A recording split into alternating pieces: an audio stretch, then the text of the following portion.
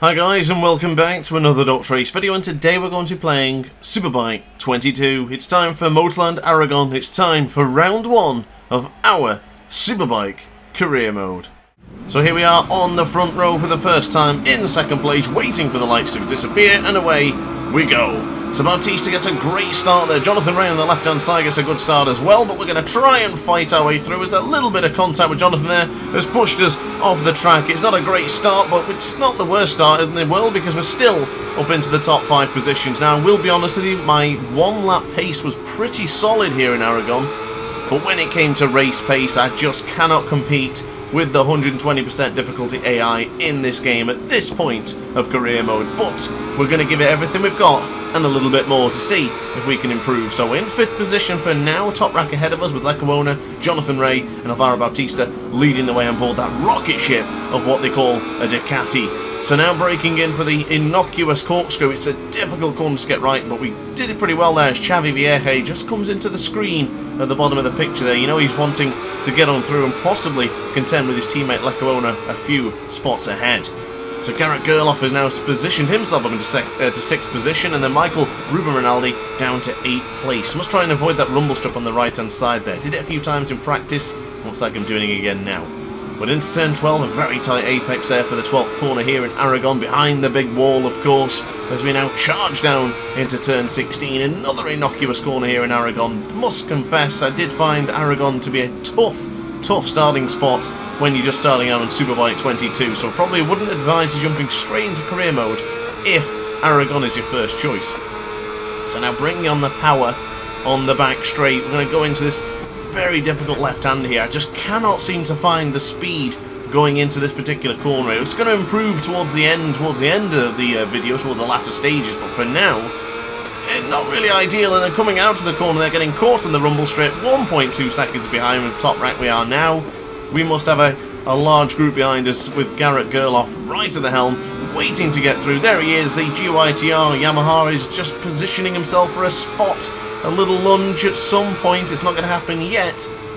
Pretty decent around the first sector. Going into the checker corner seemed to be okay, and then from there it's just going to be an absolute all-out defence against Gerloff, Vierge, Rinaldi and many riders behind. I'm guessing the BMWs are in there somewhere, so we'll have to keep an eye out for them as well. But now onto the difficult part for the right-hander for turn 7, the fat part of the tyre to move ourselves across into turn 7 with a 0.2 of a second advantage. Looks like we're gaining a bit of momentum now. There's a rear brake, it's a little bit warm once again. You're going to notice that rear brake gets a hell of a lot hot here, but I've just swapped it over now so you can see what tyres we're using, the SC1 and the SC0. So I went for the sort of softer option front and the middle ground for the medium on the rear. Now I did try both, and I found myself with the race pace SC0 probably be the one to choose. Oh, massive moment there as Garrett Gerloff gives me a big bump up the wazoo there. Wasn't expecting that. I think I was going rather slow for turn 12, but still I wasn't expecting such a punt from Garrett Gerloff. Of course, we have seen punts from Gerloff here in the past, and I don't fancy seeing it again. So now on to the big straight, get behind the bubble and accelerate like mad. Looking at that fuel gauge in the bottom right corner, we are going to have to drop to power setting 2 at some point, but I'd rather not concern ourselves with that right now. So power setting 3 it is for the duration of this Grand Prix until we need to make changes. And there is Garrett Gerloff up on the inside. Has he made it stick? We're going to round the outside, and hopefully we can hang on to the position as we now go into turn 1 to start the 3rd lap of the Grand Prix. Look at Bautista there, 1:46.637 from the factory Ducati. How can you compete? Unbelievable. We're currently doing a 1:48.085. I didn't happen to see what tyres Bautista was using in this one, but it could very well be the SCX, maybe for that added grip at the beginning of the Grand Prix. But a 3-second advantage there. Look at the mistake. We've made a mistake, and that's it. Lost 1, lost 2, lost 3, lost 4 positions in one corner. We do fight back ahead of Tati Mercado and Bernardi as Gerloff and Xavi Vierge went wide into that corner this week. Really make a mess of turn 7. Just trying everything now to get back ahead of this group and hold on to the position. But Michael Ruben Rinaldi has now positioned himself up into 5th place. That's a great recovery from Rinaldi. I don't think he'll be able to breach the gap to top right. That's a whole new level of competition in itself as we get caught in the rumble strip. Got to be careful with these dreaded rumble strips here in Aragon. They are lethal in this video game, so I've got to keep away from them as much as possible.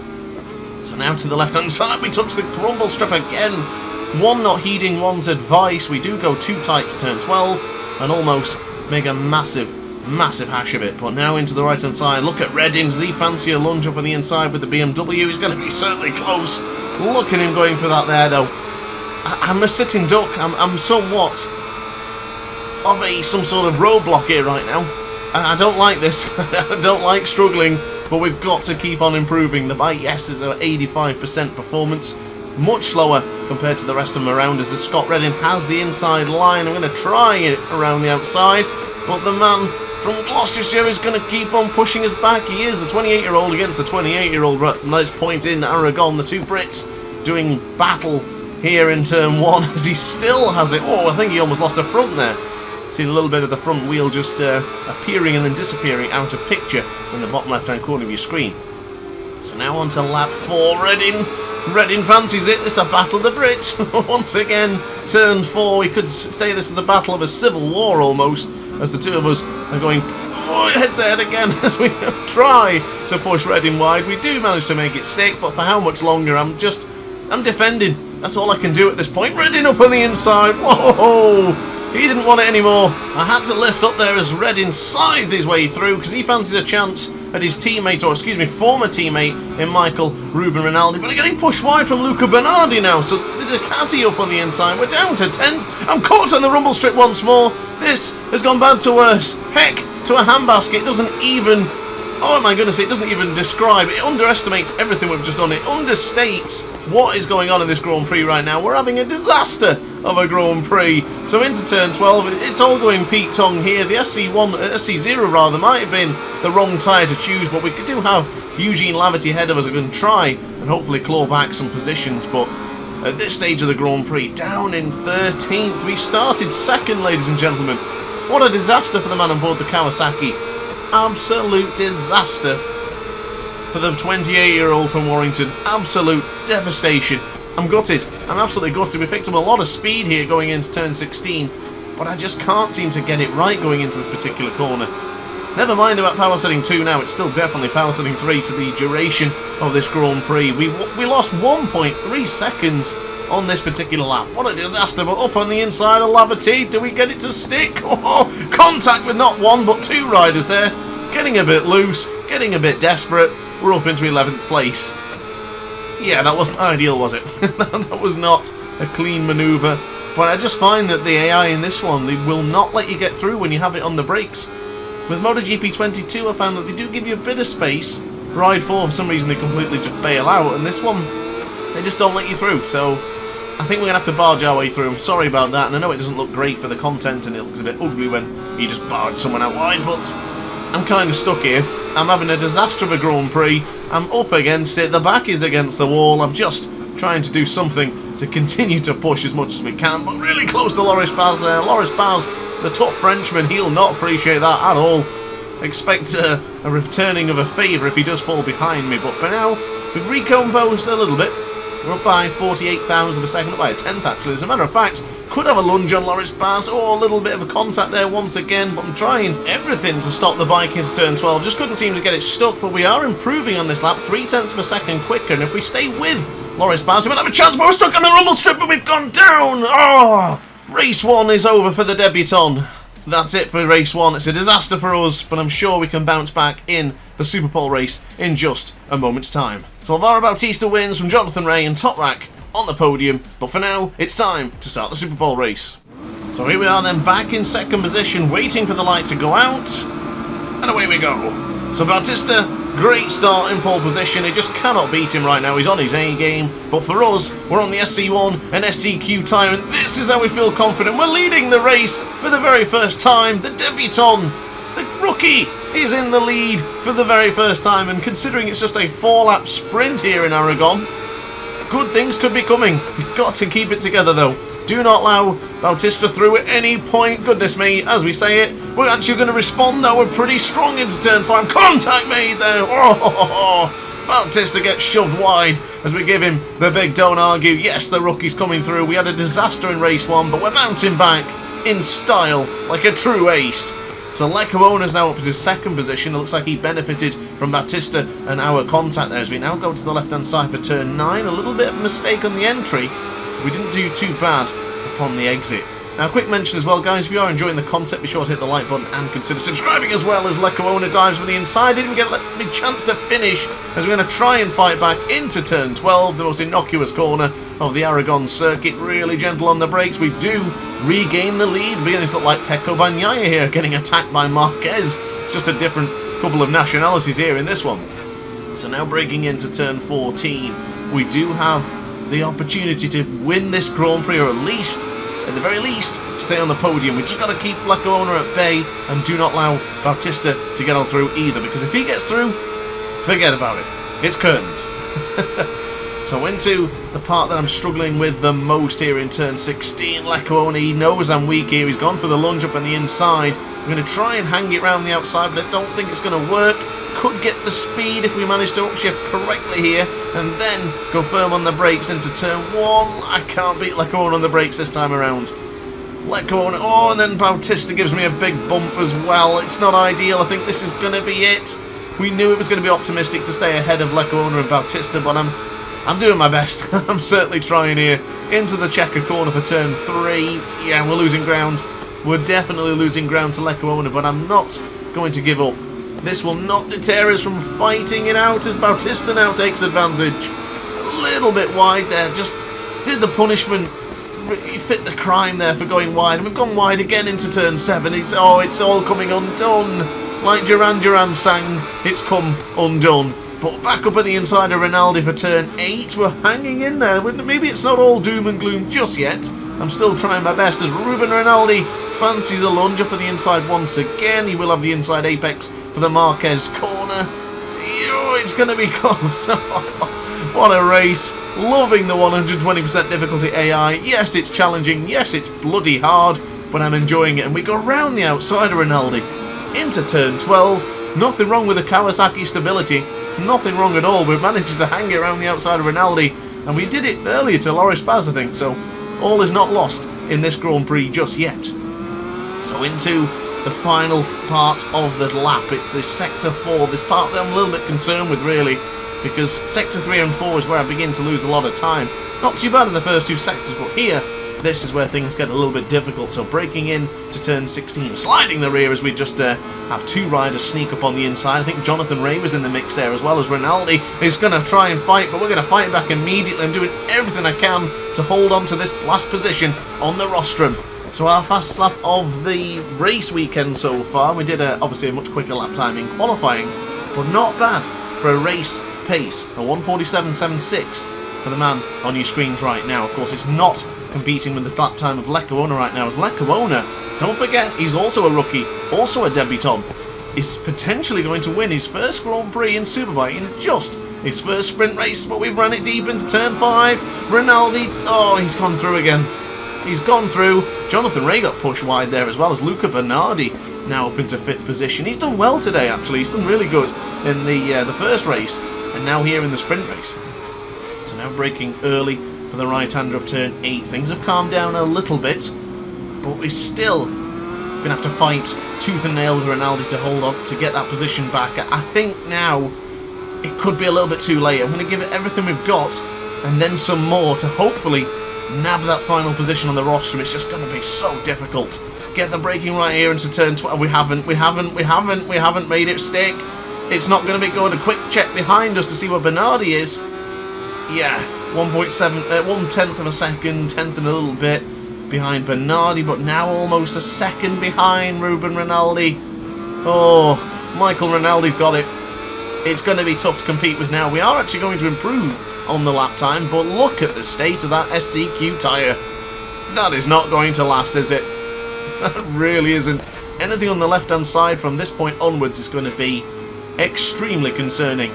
And I've been losing the issue mostly in left-hand corners, so into turn 5 especially, a corner that I did alright with in race 1, but we are going to improve the lap time nonetheless. So this is setting us up quite nicely for race 2 in just a moment's time. Now, of course, Do need your advice here as well, guys. If you are enjoying the videos as it is, where you want to see all 3 races in one video, then let me know. If you prefer that I broke it down, so we had a race 1 in one video, and then Super Bowl and race 2 in another one, let me know in the comment section down below. I'll probably do a poll on this as well, just so you guys can have your input. But for now, into turn 5 for the tight part of the Apex. We did alright this time around, but we have had to drop it down to power setting 2, so I must pay attention to this from now on. There's Luca Bernardi tries to go around the outside. That's an optimistic move from the Italian. I don't think it's going to stick, but the man on board the Ducati certainly fancied it, so we'll see what happens in the next couple of times. But very tight to the Apex of turn 8. That was a clean entry into the corkscrew, and I've got to say I'm quite happy with that one. Now we have dropped it down to power setting 2, but I don't think we need to leave it on power setting 2 much longer. We could probably consider jumping it up to power setting 3, but the problem I've got is it's hard to then get my finger over to the D-pad to move it up to power setting 3. May have to consider moving that around, but I've always used it on the D-pad, so I don't really know. Gotta wait for the straight perhaps and then use power setting 3, but for now, on the brakes we'll go for the right-hander 14. Little bit deep, Bernardi is still fancying a lunge, but to tell you what, to finish in the top 4, this will be an absolute brilliant result here in the sprint race, which will set us up nicely for the next race in just a moment's time. But power setting 3 has been engaged. It's now our chance to stay on board and get 4th place. Into the braking zone we go for 16. Is Bernardi going to be there? He is there, but do we hold it round the outside? Not this time around. Oh, there's nothing left on that rear tyre. Look at it. No wonders I couldn't bring any power on for the left-hand side. Oh my goodness. SCQ tyre. There's literally nothing left, but we do finish the Grand Prix in 5th place, and I've got to be honest with you, I'm happy with that. Lecona wins his first Grand Prix here in Superbike, Alvaro Bautista in 2nd, and Michael Ruben Rinaldi finishes in 3rd. It's now time for race 2. So here we go then for the final race of today's video. In 5th position, and away we go. So Lecona leads the way. Great start from Lecona, but Bautista, you know, he's a good starter. He's into 2nd position. I'm going to try and go on the inside here for then go change of direction. I cannot speak. Xavi Vieja has just gone down in 9th position, so we had a crasher already into turn 1, and I'm looking in the bottom left-hand corner of your screen in the graphic. Looks like a couple of other riders were taken out as well. May have been Alex Lowe's again, because I've realised he has had a shocker of a Grand Prix so far. I think he was down in last position earlier on before I crashed. So yeah, nightmare for him, as he's possibly been taken out again. But so far, it's Team Red ahead of us, with one red rider behind us too. So this is going to be a tough one for us. Lecona leads the way. Bautista and his factory teammate of Michael Ruben Rinaldi behind. Grant's in 4th, Bernardi 5th, Jonathan Ray 6th, Baz and Gerloff finished 7th and 8th so far. But up at the inside, massive moment there. I got it a little bit. I got a little bit, you know, out of shape on the inside there. But I just thought, oh, sod it. Why not? They give me enough trouble, so let's have a little lunge up on the inside. Rinaldi and Bautista will not have liked that one bit, but I guess karma's bit us in the backside, because we've gone wide into turn 12 and give all those positions back that we just gained. Oh, this is really tough. We're having a tough time here in Aragon. I mean, we did finish in 5th, and yes, it's not all doom and gloom. It is the debut. It is the brand new start for World Superbike 22, and I'm giving it everything we've got. This 120% difficulty AI is no joke in Superbike 22, and I love it. It's great to be pushed to another level. So into turn 16, we have gone deep. That's a 3rd mistake already in such a short amount of time. Got to get it together here. We're not using the SCQ this time around. We're not using the SC1 either. I've gone for the harder option front, hoping for a bit more grip, and I guess that's why I'm just struggling on the opening laps to get the bike stopped. Oh, Bernardi gives us a big bump again. Must get that braking right for turn 1, otherwise the AI does hit you. Now I know you're probably thinking, oh, the AI is so aggressive, but usually it's a case because I've made a mistake and I've gone too slow for that particular corner. Just got to get it right and a bit more consistency with Aragon. Now Aragon is not one of the... Luca Bernardi, beautiful move, but I'm going to fight it back up on the inside. Excellently done for the man on board the Kawasaki. Now Aragon is not a track I tend to play very often, really. I tend to kind of avoid it. It's not that I don't like the track, it's just that it doesn't really suit my style very well. Much prefer tracks such as like the new one with San Juan Villicum, or possibly Assen, and maybe even Donington Park. For Aragon, it doesn't really work for me. So anyway, avoiding some contact there with Bernardi and Jonathan Ray behind us. Let me know if you're getting any frame drops here. Looks like we're having a few dips here in the video. Hopefully that's not indicative for the final performance. But anyway, moving into turn 12 now, braking quite firm for the left-hand side. Jonathan Ray wants to go around the outside. I know he's a brave man, but it takes a man even braver to go around the outside into turn 12. And speaking of which, we did it early, didn't we? Jonathan Ray, I don't think he enjoyed that mocking comment. He just pushed me straight out of the way there for turn 14. And now we're in the middle of a massive pack. Oh, goodness me. Power setting 3 engaged. Slipstream, double slipstream from Bernardi. And now into Jonathan Ray. Can we fight back against Jonathan? Don't think so. Not when he's going into the corner with that much speed. But hang on a minute. He is a little bit wide into 16. Bernardi fancies a lunge up on the inside. That made me jump, actually. I wasn't expecting him to sneak up on the inside. Just popped in to say hello. But now charging into turn 1, firm on the brakes will go. Jonathan Ray with a left Alpine Stars boot. I'm pretty much copying him right now with a yellow Alpine Stars boot as we go to the right-hand side for turn 2. Now turn 3, if we get it right, I feel pretty slick. If we don't get it right, I struggle. But oh, that was tight. I really wanted the tight apex, but that was just a little bit too tight this time around. So onto the brakes we'll go then for the left-hand side for turn 5. Getting more heat into that SC2 front tyre is pivotal for this part of the race. If it stays really, really cold, and then I'm concerned for my braking stability for the next couple of corners. But look at Leccarona still leading this Grand Prix. What a great performance for the rookie. Now into the right-hand side for turn 8. Didn't feel like I went too slow there, but Bernardi obviously wanted to get on through, and there is Garrett Gerloff pushing us to the maximum. Feel like I'm just losing tenths at every other corner. Just not quite with it here in Aragon. The Kawasaki, of course, is down on performance, but I still don't think I could have competed with him even if I was on Jonathan Ray's bike, or even Alvaro Bautista's. But who knows? We're going to keep on improving the bike and we'll see what we can do. But for the right-hand side now for 13, turn 14, of course, is the corner where we crashed in race 1. Don't want a replication of that, so pretty good that we stayed on board the motorcycle this time around. And now the change of direction for 15, we are potentially going to be setting our fastest lap of the Grand Prix here. So if we can just keep on pushing with Garrett Gerloff, Loris Baz, Luca Bernardi and probably other plethora of riders behind us, as you can see in the graphic, it's a bit of a straight snake at the moment in the left-hand side. Looks like a lot of riders wanting a bit of Mr. Grant in 5th place as we now go to the left-hand side, slipping and sliding upon the apex of the corner. But across the line we do set our fast lap of the Grand Prix, but it's nothing to really get excited about. 148.241 is not going to set the world on fire, and it's not going to get us any closer to Jonathan Ray ahead of us. We are lost about 9/10 of a second to Johnny Ray ahead. That's concerning. That is really concerning, but I'm looking forward to the next couple of Grand Prix, guys and girls. I'm looking at Assen, I'm looking at Estoril, Misano, Donington Park. They're all tracks I like, but never mind about liking them. I don't like this. Garrett Gerloff pushing his way through. Loris Baz had an invitation, but are not RSVP, so he's not allowed to get on through yet, as we now go for turn 7. And we need to fight back here. Got to show some resiliency. When we get overtaken, we've got to fight back. We did alright earlier on in the sprint race with the SCQ tyre, but for anything else, it's just not working. It's not working for us right now. We've got to keep on pushing with those tyres, and to be honest with you, I don't know why I didn't use the SCX. The SCX is the tyre I've been using all weekend. I just feared that I wouldn't have enough. I just feared that it would burn out too quickly. But maybe. Who knows? Who knows for the next races. In Assen, I'm definitely going to have a look at the SCX tyre because it could be really, really worthwhile. So now braking in for turn 14. Gerloff is ahead of us by about 7/10 of a second. I don't think we're going to catch up to him. And just something else I want to mention as well. Look at the difference on the straights when you're fighting against 120% difficulty AI compared to anything else.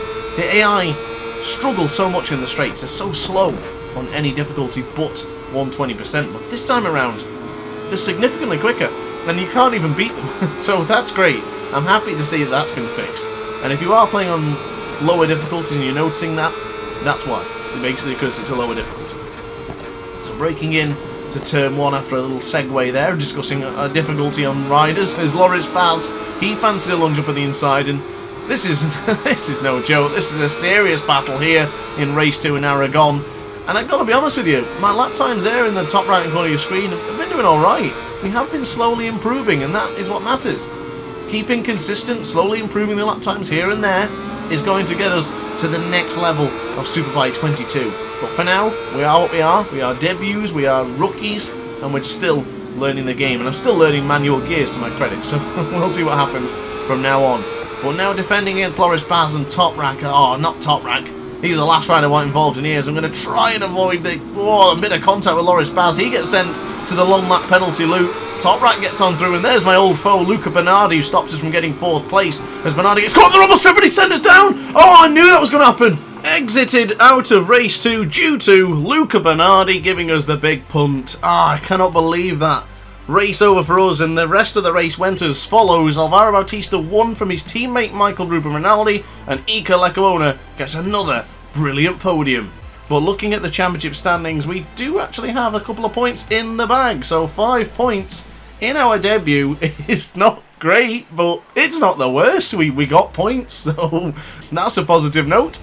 So to conclude the video, Ducati lead the way with 59 championship points for the Constructors' Championship, Honda in 2nd, Kawasaki 3rd, Yamaha 4th and BMW in 5th. Well guys, thank you very much for watching this video. I do hope you enjoyed. That's been very exhausting for me to commentate 3 Grand Prix in such close succession. But guys, it's been a lot of fun. So thank you very much for watching. I do hope you enjoyed, and I'll see you in the next video. Like, comment, subscribe, and ciao for now. Oh hi, didn't quite see you there. Good to see you're still here. If this video didn't quite set your appetite, then why not watch some more DrAce content by clicking the video shown on screen now. Furthermore, if you would like to follow me on social media, you can do so now with the links down in the description. Consider subscribing so you don't miss a single DrAce video.